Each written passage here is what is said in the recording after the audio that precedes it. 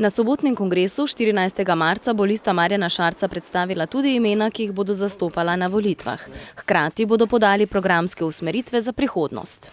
Sprememba volilnega sistema, sprememba načina imenovanja vlade, spremembe, ki zahtevajo dvotretjinsko večino, se pravi 60 glasov, in tukaj se zavedamo, da brez sodelovanja to ne bo mogoče. Potem ukinitev državnega sveta, omejitev trajanja mandatov.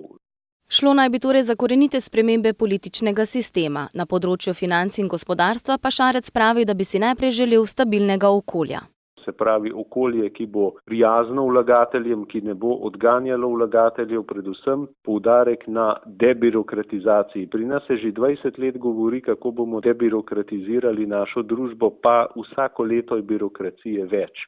In tukaj bodo tudi potrebne korenite spremembe, da bomo hitreje prišli do gradbenega dovoljenja, da se bodo hitreje sprejemali prostorski akti. Če nek investitor pride, pa tukaj ni pomembno, je to tuj investitor ali je domač investitor, če ima denar, ga želi čim prej investirati, drugače bo šel drugam. In to se mi zdi najbolj pomembno, da bi resnično prišli enkrat do tega, da ne bi bili postopki tako dolgi, kot so danes.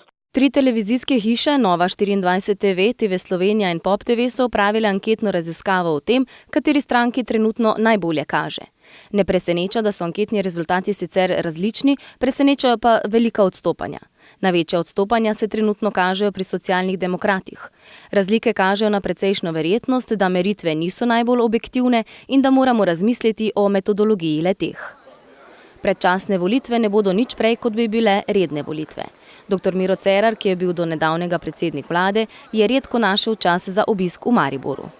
Dr. Miro Cerar je bil večkrat v Mariboru, vendar uradno se ni želel sestati. Jaz sem nekaj časa celo verjel, da je to politika dogovorjena, da pač predsednik vlade ne komunicira z župani, vendar sem videl v primeru begunske krize, da temu ni bilo tako. Je pač bivši predsednik vlade pač ocenil, da ne potrebuje komunikacije z župani, pa da lahko kljub vsemu uspešno vodi državo. Glede na to, da Cerar ni bil pripravljen na komunikacijo z županom drugega največjega mesta v državi in da so predstojniki SMC v Mariboru za kamere težko dosegljivi, se upravičeno sprašujemo, kdaj mislijo tudi druge politične stranke osebno nagovoriti ta del države.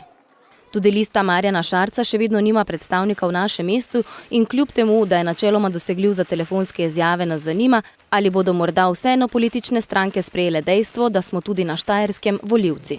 Mi na RTS-u še vedno čakamo na predstavnika Liste Marjana Šarca v Mariboru, ki bi ga lahko povabili tudi pred kamero.